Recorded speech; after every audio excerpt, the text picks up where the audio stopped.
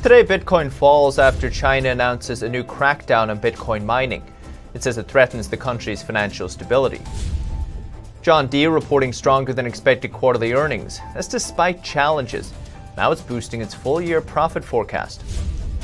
And the EU puts a major investment deal with China on hold. They say until Beijing lifts some sanctions, the deal won't go ahead. That and much more coming up at NTD Business. Good evening. Great to have you with us. Bitcoin is down over 8% today, seemingly after the Chinese regime announced it's going to crack down on Bitcoin mining. Bitcoin miners are rewarded for keeping the blockchain ledger up to date using high-powered computers. Anyone can do it really if they have the hardware and the know-how. But the Chinese regime isn't Bitcoin's biggest fan, and this isn't the first crackdown. Bitcoin is relatively anonymous and can be used to move money out of a country without the central authorities knowing. This time, China is calling Bitcoin a threat to financial stability and says it facilitates criminal activities. A recent study found 75% of the world's Bitcoin mining is done in China. It's because it has cheap energy and easy access to hardware manufacturers. But it's hard to know if this move will actually affect the Bitcoin network. The new announcement is very vague, and it's possible miners will just pop up in other countries to fill the void. And Amazon is going to offer a 2-hour delivery option right inside their mobile app. Right now it's only available in its Prime Now app, but it'll be folded into the main platform by the end of the year. That way customers can buy groceries and other items, track their orders, and contact customer service from one site. Amazon launched the Prime Now app and website in 2014 for speedy delivery of groceries, household essentials, and other items. An agricultural machinery maker, John Deere, smashed analyst estimates last quarter. Now it's boosting its full-year profit forecast. And this is all despite supply chain issues, a semiconductor shortage. NTD's Jasmina Davis has the details. John Deere grinds analyst estimates, making $12 billion in worldwide revenue in the latest quarter. That's over $1 billion more than forecasted. We owe our results to the incredible efforts of our frontline employees who kept our factories running during the pandemic and managed to keep production schedules on time amidst various supply constraints. These supply issues are plaguing the entire industry. Virus restrictions are hampering the manufacturing and transportation of vital supplies, creating difficulties for John Deere, and that's not all. In addition to supply constraints, we're also managing through significant inflation for both raw materials and logistics, which will continue to hit us throughout the second half of the year. But the company has managed to pull through, increasing year-over-year sales in every category. It's working closely with key suppliers to get the parts it needs. Jasmina Davis, NTD News. And the chip shortage is still hurting car makers too. Japan's Nissan and Suzuki will temporarily halt production at some plants next month. That's according to Reuters sources. Nissan will reportedly idle a factory in southern Japan for 3 days. It also has to make production changes at other plants. Apparently, the car maker will also temporarily halt some production in Mexico. Suzuki, it'll idle 3 factories in Japan for several days. The Suzuki spokesperson, though, said the plan hasn't been confirmed. Largest chip maker in the world today, though, did offer some light at the end of the tunnel, perhaps. TSMC said it's now producing 60% more of a key component for car chips than it was last year. And the port in New York and New Jersey has welcomed its largest container ship ever. It's 3.5 football fields long and can carry over 16,000 20-foot containers. NTD's Evelyn Lee has the story. The biggest container ship to ever call on the East Coast docked in New Jersey Thursday after slowly passing underneath the Bayonne Bridge. If you took each container off this ship and stacked them end to end, it would go 61 miles. Even by the standards of ocean carriers, the Marco Polo is a behemoth. Its visit to the East Coast underscores the surging volume handled by ports nationwide. It also highlights the billions of dollars ports are spending to accommodate these larger ships. It's simply hugely more efficient, which is that we can carry a factor of 2, 3, 4 times what a smaller ship would be able to do. So you've got a single crew, you've got a single travel time. Just 4 years ago, the Marco Polo would have bypassed the ports because the Bayonne Bridge was too low and the port system's waterway was too shallow. The Port Authority of New York and New Jersey spent nearly $2 billion to raise the bridge 64 feet. This is the new norm, is this ship right here. A decade ago, the Panama Canal expanded to allow larger ships to pass through, leaving East Coast ports scrambling to capitalize. Although container volume lagged during the pandemic, it's now roaring back. Our economy is based on this port right here. Everything comes in and goes right through here, almost literally. The company that owns the container ship says the vessel is full of imported household items and sporting goods. The Department of Transportation says since the height of the pandemic, monthly container volume at the 10 busiest U.S. ports has surpassed 2019 levels. Evelyn Lee, NTD News. And stocks ended a choppy day with mixed results on Wall Street. The Dow rose 124 points, about 1/3%. S&P 500 lost just 3 points. The Nasdaq dropped 65 points, close to 0.5%. Boeing shares jumped as sources say it's planning to increase the 737 MAX output. Banks like Morgan Stanley, JP Morgan lifted the Dow. Financials, energy shares provided support for the S&P, but tech stocks weighed down the Nasdaq. For the week, the Dow dropped 0.5%. S&P 500 marked its second losing streak in a row, falling 0.4%. The Nasdaq, though, snapped a 4-week losing streak. It gained about 0.3%. U.S. manufacturing is picking up speed, but labor and raw material shortages are holding factories back. IHS Markit's manufacturing PMI rose to 61.5 in the first half of the month. That's the highest level in over a decade. But backlogs of work are piling up as companies face supply chain bottlenecks and costs are also rising. Prices paid by manufacturers rose to the highest level since July 2008. The survey also says companies see capacity constraint and material shortages to last through 2021. Similar problems on the home front. Total home sales fell for a third straight month. It's not because people aren't buying, it's because there aren't enough houses to go around. There are reportedly 5 offers for every listing, and over half are selling for more than the listed price. There was almost 3% less houses sold in April versus March, according to the NAR, but that only pushed prices high to a record median price of $341,000. That's 20% more expensive than April 2020. And the low supply of houses isn't helped by expensive materials like lumber, although the price of wood has come down this week. Builders, they just aren't building enough to meet demand. Some say material and land costs are just too much, or they just can't find the workers. And during the pandemic, many homeowners didn't want to list their home because they were afraid of the virus, but maybe now with cases and deaths down, we might see more listings. And the United States is floating a 15% global corporate tax rate. The Treasury Department says that's just the minimum. It hopes to push through an even higher rate. NTD's Tom Ozimek has the details.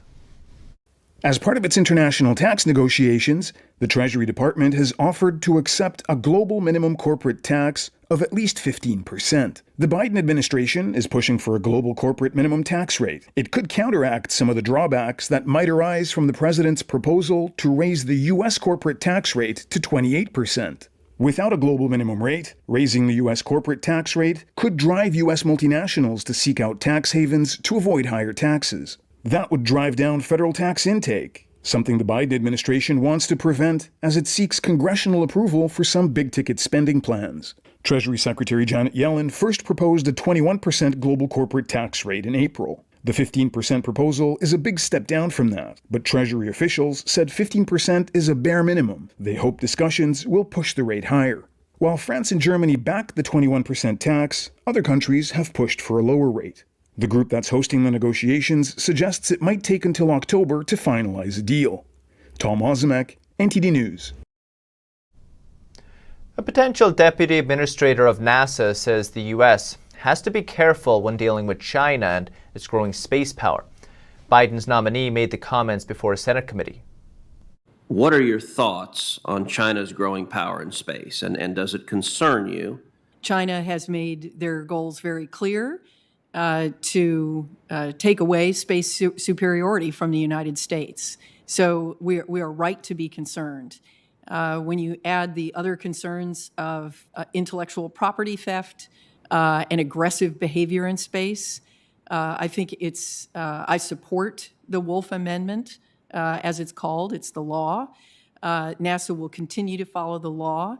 It's there to ensure that the U.S. thinks very carefully about any kind of engagement with China. Melroy is one of only 2 women to ever command a space shuttle. She spent 2 decades in the Air Force and as a NASA astronaut before taking on leadership roles.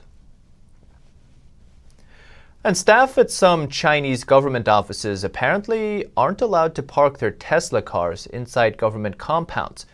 Sources say it's because of concerns about the car's built-in cameras. Kira Lee reports. Staff at some Chinese government offices have been told not to park their Tesla cars inside official compounds. That's according to sources who say it's due to security concerns over cameras installed on the vehicles. They told Reuters that officials at least 2 government agencies in Beijing and Shanghai have been instructed not to park their Tesla electric cars at work. It wasn't clear how many vehicles were affected. Neither the State Council Information Office, which handles media requests for the Chinese government, nor Tesla China officials immediately responded to requests for comment. The reports are a fresh indication of China's continued wariness regarding the US carmaker amid tensions with Washington. Facing greater scrutiny over safety and highly publicized customer service complaints in China, Tesla is thought to be boosting its engagement with mainland regulators. China is the world's biggest car market and accounts for about 30% of Tesla sales. It makes electric Model 3 sedans and Model Y sport utility vehicles in a Shanghai plant. Automakers have been equipping more vehicles with cameras and sensors that capture images of a car's surroundings. Control of how these images are used and where they are sent and stored is a fast emerging challenge for manufacturers and regulators around the world. The European Union has overwhelmingly voted to freeze a major investment deal with China. Lawmakers say Beijing needs to lift its sanctions against EU officials first. NTD's Eddie Aitken brings us more. EU lawmakers said they refused to ratify the bloc's investment pact with China. Earlier this year, the EU imposed sanctions on Chinese officials responsible for human rights abuses against the Uyghur Muslims in the Xinjiang region. Beijing retaliated by sanctioning several European entities and politicians, including 5 members of the European Parliament. In a resolution adopted on Thursday, EU lawmakers condemned Beijing's sanctions in the strongest possible terms, and they voted with an overwhelming majority to freeze the ratification process of the EU-China Investment Agreement, which was reached last December after 7 years of negotiations. Lawmakers said that the suspension will remain as long as the regime's sanctions stay in place. After the vote, one European lawmaker said the China deal is definitely in the freezer. China miscalculated and shot themselves in the foot. Reinhard Bütikofer is one of the MEPs sanctioned by the Chinese regime. Lawmakers also advised the EU Commission that Parliament will consider the human rights situation in China, including in Hong Kong, when deciding whether to endorse the agreement. The deal would create closer economic ties between the EU and China. There are concerns that would make European companies become reliant on the Chinese market and more likely to agree to the regime's requests. And European businesses seem to be buzzing anyway. A new survey of purchasing managers suggests business is growing at the fastest pace in 3 years. Many parts of Europe had a much harsher lockdown than here in the US, but things are getting back to normal in most places. NTD's Patrick Hayden has details on the new survey. Eurozone businesses are expanding at the fastest pace in 3 years. French Minister for Economy, Finance and Recovery, Bruno Le Maire, echoed the news as EU members met informally in Portugal. Everywhere in Europe, growth is back. This is good news for all of us. This is good news for Europe, and this is good news for all our European citizens. President of the Eurogroup, Pascal Donoghue, says things are improving, but he still wants to reach the goal of getting 70% of citizens vaccinated. The success of our vaccination programme, combined with the right decisions being taken within the euro area to support jobs and to support income, are laying the foundations for a strong performance of Europe in the second half of the year. Businesses are hiring and orders are piling up. But the surge in business means capacity constraints and supply chains are under pressure. The increase in activity is also pushing up prices. IHS Markit's Eurozone Flash Purchasing Managers Index rose nearly 57 points in May. That's up nearly 3 points from April and beating market expectations. Readings above 50 mean growth. New purchase order growth is the highest since 2006, and backlogs of existing orders rose at the fastest pace since records began in 2002. One economist at Capital Economics says, although price pressures continue to build, there is still little evidence of a more sustained rise in underlying inflation. The flash report is based on 85% of total responses. The full report will be out in the coming days or so. Patrick Hayden, NTD News, London. Still to come. A new U.S. airline prepares to take off. It'll offer routes mostly in the southeast. Find out how much tickets start at. And California's cherry season sends crowds to local farms to pick their own cherries. It's still a popular event even as lockdowns ease. That and more after this short break.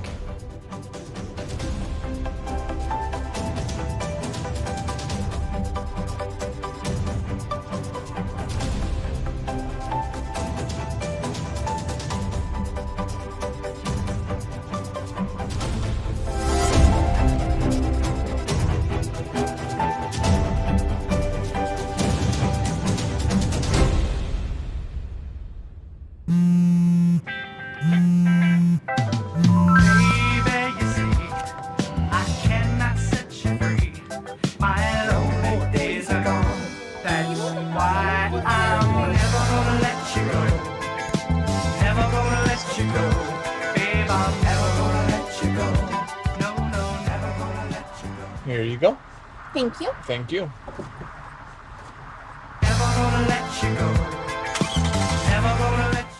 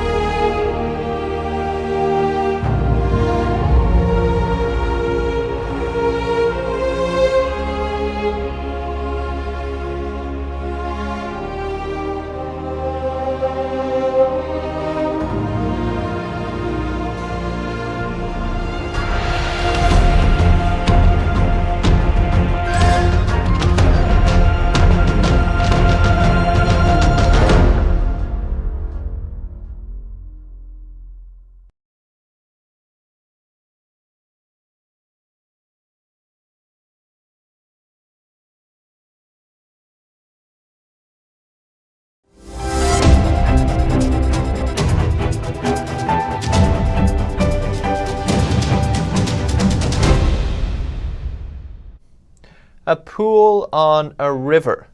Sounds kind of strange. But after more than 10 years of crowdfunding and testing, it's starting to become a reality in New York City. Designers of Plus Pool want to build a 285,000-gallon public pool on a floating island in the East River.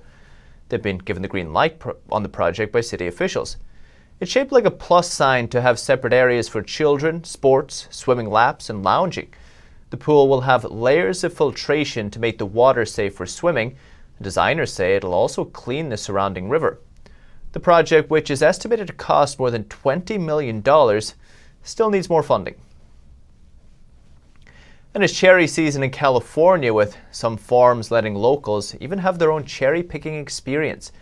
NTD's Eiling Ang takes us there. This popular farm in Brentwood draws crowds every year for its annual Cherry U-Pick. Here at None Better Farms, people can pick cherries off trees. They're priced at $3.50 per pound, and people must pay for everything they've picked. It attracts people of all ages. I loved eating them, but I also loved picking them. I loved eating them even more. So our first time was last year. We came, it was really the beginning of the pandemic, and it was the first thing that we could think of to do that sounded actually fun. The Schreiner family picked 5 buckets in an hour. They intend to give some to friends and make pies and jams with them. The best ones I liked were I like the darkest ones. The ones I liked were like the ones up high. Why did you like the ones that are higher?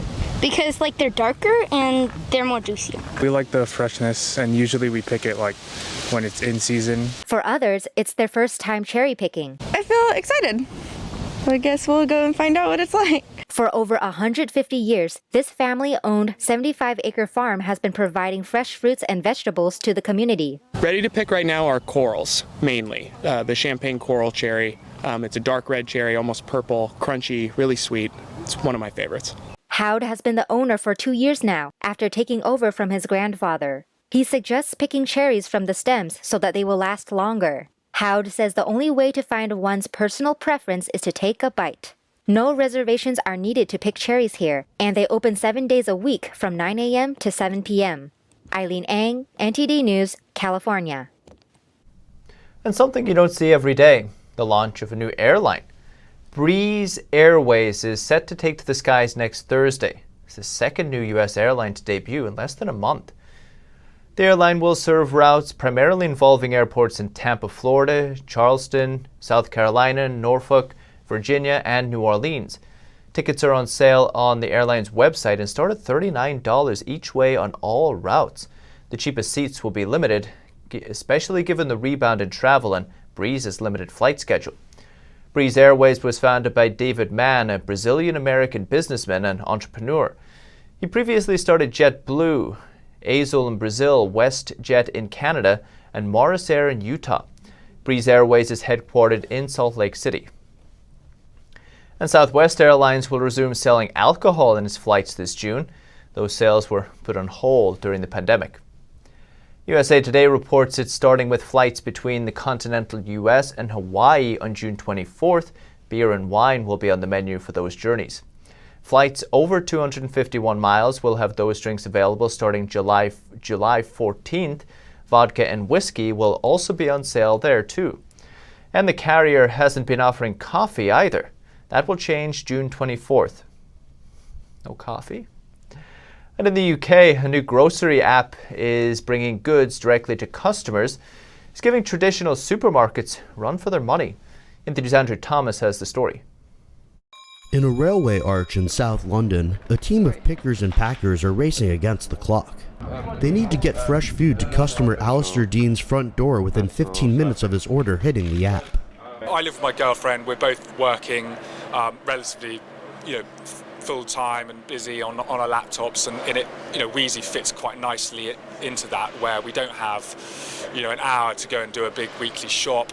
We're under time pressure. And the staff at Wheezy are part of an army of new rapid grocery delivery companies using electric bikes and scooters to deliver groceries. Their arrival marks a bet that demand for convenience will drive the next transformation in food retail and will allow them to compete with big box supermarkets. Well, they're definitely causing a stir in the grocery sector. They've even managed to outpace some of the more disruptive names such as Amazon and Deliveroo and Uber Eats. In central London, residents have been bombarded with offers from several new rapid services. Wheezy, like its London rivals, stores goods from major suppliers and local producers in so-called dark stores at prices similar to supermarkets. Once customers know they can rely on a 15-minute delivery, anything longer seems too slow. But delivery apps like this still have some hurdles to overcome. The big challenge that they're facing is around profitability. And I think in order for this model to be viable, they need to scale. And there are a lot of horses in this race at the moment. So I think when we look to the future, we're certainly going to see some consolidation. Shoppers can order snacks, alcohol, bread, vegetables, meats, herbs, and fresh pasta for delivery in brown paper bags. With so much activity, the supermarkets are watching and will likely have to find a way to compete over time. Andrew Thomas, NTD News. That's the latest business updates for this week. You can still catch NTD Evening News with Stephanie Cox. That starts at 6:30 p.m. Eastern. For NTD Business, that's all for this week. Thank you for watching. Have a nice weekend. We'll see you Monday.